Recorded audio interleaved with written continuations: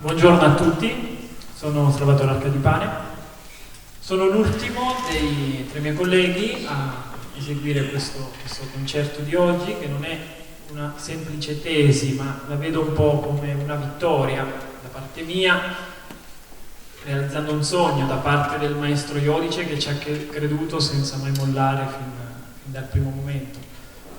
Da parte del conservatorio, della direttrice che ha permesso questo, da parte di tutti i musicisti ai quali farei un attimo un altro applauso, perché sono stati veramente...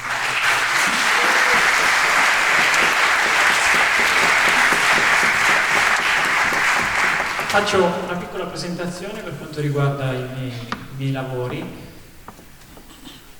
Ho voluto cercare di riassumere quello che un po' è il mio percorso di vita e musicale, facendo delle ricerche in ambito non solo musicale, ma anche dal punto di vista, non so come spiegarlo, filosofico, facendomi delle domande profonde su quello che noi consideriamo la vita normale, ma bisogna capire il perché siamo qui e cosa ci stiamo a fare. Quindi non mi sono mai affidato a una dottrina in particolare, perché credo che la verità sta sempre nel mezzo. Tutti hanno ragione e tutti hanno torto allo stesso momento, quindi ognuno sviluppa la propria idea.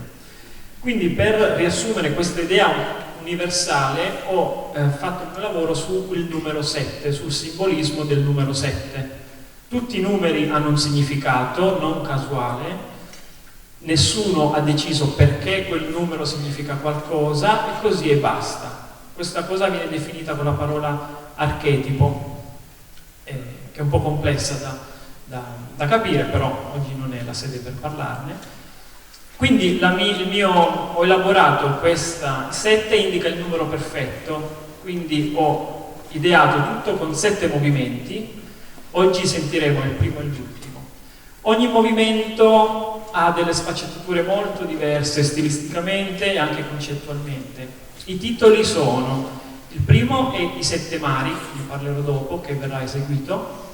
Il secondo è legato ai 7 continenti, la Pangea, la deriva dei continenti, quindi un ammasso di terra che nel corso dei millenni si è mosso fino a creare quello che oggi, i continenti per come li conosciamo oggi, e continueranno a muoversi. Quindi con un ritmo molto tribale ho fatto delle ricerche sulla musica africana, mi sono ispirato molto a quei ritmi e melodie popolari della tribù dei Baka. Il terzo movimento è legato ai 7 colori, quindi non a caso anche i colori che completano tutto l'universo che vediamo, tutto quello che percepiamo, sono 7. 3 primari, 3 secondari e il settimo colore è il bianco, la somma di tutti i colori. Questo brano è un po' più jazzistico, movimentato, allegro, come a simboleggiare un miscuglio, un gioco tra i colori che pian piano si muovono cercandosi di combinare in un unico colore, cioè il bianco. Il quarto movimento è intitolato I 7 metalli alchemici, che è un movimento che è stato eseguito a un esame, oggi non sentiremo, è totalmente improvvisato anche dal punto di vista di direzione. Quindi come i vecchi alchemici facevano, un esperimento estemporaneo per cercare di trovare la formula perfetta. Il quinto movimento è legato ai 7 vizi e virtù dell'uomo, della società, infatti è ispirato molto a dei blues un po' più tradizionali, se così vogliamo chiamarli. E il sesto movimento è legato alle grandezze fisiche, cioè tutte le grandezze fisiche principali che si possono misurare, la massa, la lunghezza, e non a caso sono 7.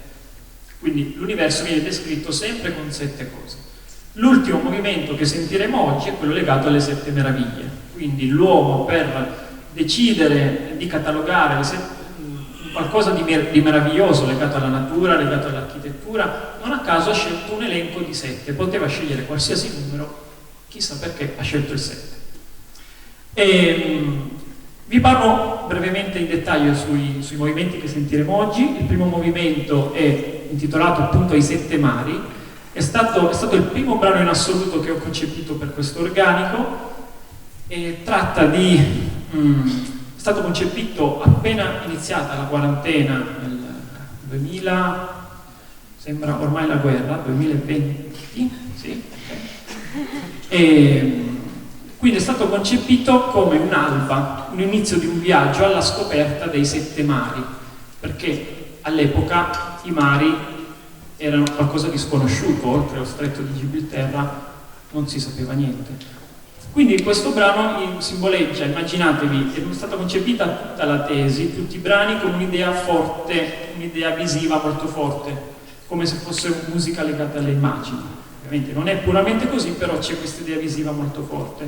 Immaginatevi un'alba in cui inizia tutto e da questo alba inizia tutta una preparazione con un piccolo tema semplice che verrà costantemente ripetuto e orchestrato in maniera diversa durante tutto il brano e inizierà un viaggio attraverso i mari con diverse atmosfere, diversi colori, diversi stati d'animo. Dimenticavo di dire che ogni brano, anche le note di una scala sono 7, i giorni della settimana sono 7, ogni brano è stato concepito tenendo a mente un modo, in questo caso il modo lidio. L'ultimo brano che sentiremo, intitolato Le 7 meraviglie, riassume un po' anche il mio carattere e i gusti musicali, perché riassume, c'è qualche aspetto di musica etnica. Io sono molto appassionato di musica indiana e musica cubana, sono stato in tutti e due i posti a contatto diretto con i musicisti e riassume questi aspetti. Quindi cercando, dato che le 7 meraviglie sono un po' sparse nel mondo, ho cercato di creare diverse atmosfere che ricordassero un po', senza essere molto espliciti, diversi punti di riferimento, diverse musiche attorno al mondo. Io darei spazio alla musica, vi ringrazio ancora per essere qui e buon ascolto.